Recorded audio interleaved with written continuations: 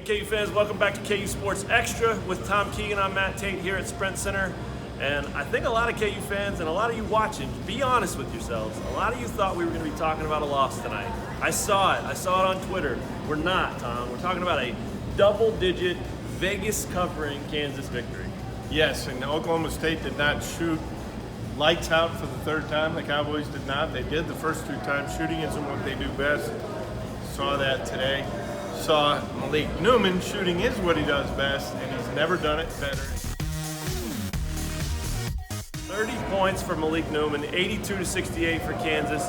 Really a big victory in so many ways. Obviously that was a big way.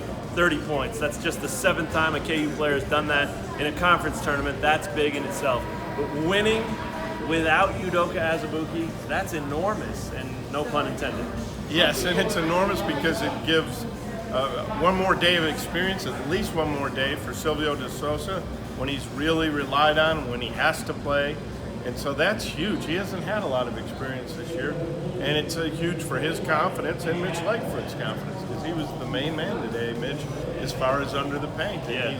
He's physically overmatched. Nobody's going to overmatch this guy effort-wise. I love that. Great call.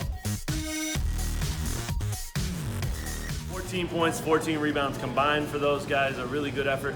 And I think made more impressive by the idea that they didn't play perfect. I mean, they both had bad fouls, silly fouls. Lightfoot had 3 or 4 bad fouls. Right. Self almost lost his mind a couple of times. Head almost actually exploded. We've seen that, but he's good at pushing it back in. Pushing it back in, that's right, yeah. So you think of that. You think that those guys could have played better and probably will the next time out. Would you agree? Yeah, I think so. But the one thing I think Silvio De Sousa showed today is that he's the best rebounder on this team. Sure. And he said the reason he likes rebounding is he really likes jumping. And when you rebound, you have to jump. So that's why he likes rebounding. How about this? KU, one of the least important players in this one in some ways, Devontae Graham. He had 6 turnovers, very uncharacteristic. He did have 10 points. He did have 9 assists. He did lead this team like he has all season. But 6 turnovers, and they still win by double digits. That's got to be a good sign because he's probably due for a bounce back. Yeah, they didn't need him to be the man today because, the main thing for the 2 big men, Mitch and Silvio, is they didn't let the other team's garbage guys turn into stars for a day. And that was the fear. They didn't do that. They played them at least to a standstill. They out-rebounded them. Those 2 out-rebounded the 2 centers for Oklahoma State. And Malik Newman was on fire, and that's got to be good for his confidence. No doubt. Forget, just because he's a more experienced guy, he needs some confidence in a Kansas uniform as well, and he got it today. His first postseason victory. He was 1 and done at Mississippi State, didn't play last year, finally got a postseason victory, his 3rd year of college. Pretty cool.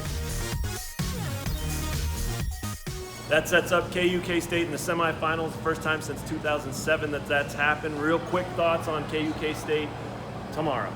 Well, it's a terrific game, and I think that K-State doesn't have anyone who's perfectly made for exploiting a team without Udoka. Because Udoka had a little trouble following Dean Wade to the 3-point line anyway, so maybe this isn't such a bad matchup for Kansas.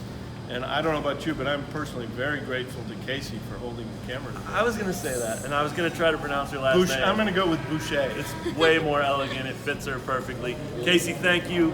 KU fans, thank you. That was KU Sports Extra. We'll see you guys over here tomorrow at the Big 12 tournament in Kansas City, Missouri.